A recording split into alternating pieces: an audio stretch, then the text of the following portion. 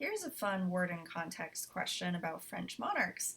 So I'm going to actually do this question considering that I don't know what this word means because this is actually a little bit of a higher level vocab word. And the thing that you want to do with these types of words is just because you don't know what a word means doesn't mean that it's necessarily the wrong answer. A lot of people will not like to pick an answer choice that they don't know what it means, but unfortunately, that has nothing to do with whether or not it's right or wrong. So, in this kind of situation, you actually want to kind of obscure it from view and just literally deal with the stuff that you know.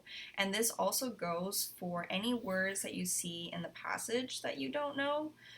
Just because if you're dealing with a word you don't know, it's kind of like rock climbing and putting your hand on a ledge that's kind of loose.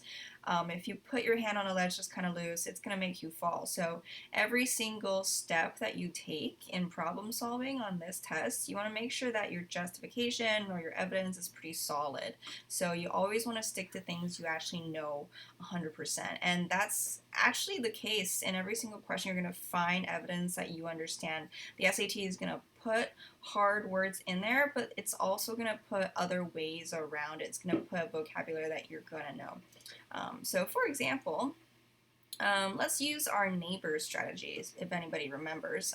Your left neighbor over here is monarch, and your right neighbor over here is his right. So what does that mean? If we do a quick categorization of the type of word we're dealing with here, we're dealing with verbs. So that just means that if we're checking on the left side, the subject has to be able to take the action of this verb, and then on top of that, this verb has to be able to be done onto the other verb. So for a quick look here, we're dealing with a person. So the categories are person, animal, or thing. And if I take a quick look, reciprocate, annotate, disengage, those are all verbs that can kind of be taken by a person.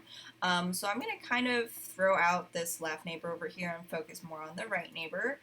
So here I'm looking at reciprocating a right, annotating a right, and disengaging a right. So the two that sounds very strange to me would be annotate, which is just kind of take notes on. So that sounds really strange. And then disengage is also kind of weird to disengage a right. So really I'm down to this word reciprocate and the word that I don't know. So reciprocate. This makes sense to reciprocate a right. So to reciprocate, what does that mean? That means to kind of exchange something with someone. So it seems kind of strange that he would be exchanging a right to hold the throne. If we look back over here, we're not really given any evidence that he's exchanging this with anybody, and so I'm actually going to go ahead and pick C, which is the word I don't know, and that is actually the correct answer. And just for your interest, this word just means to support or to prop up. And so if you look at the passage, it does say something about legitimacy. And so that's kind of very related to supporting a right to hold the throne. So that's why C is going to be the correct answer here.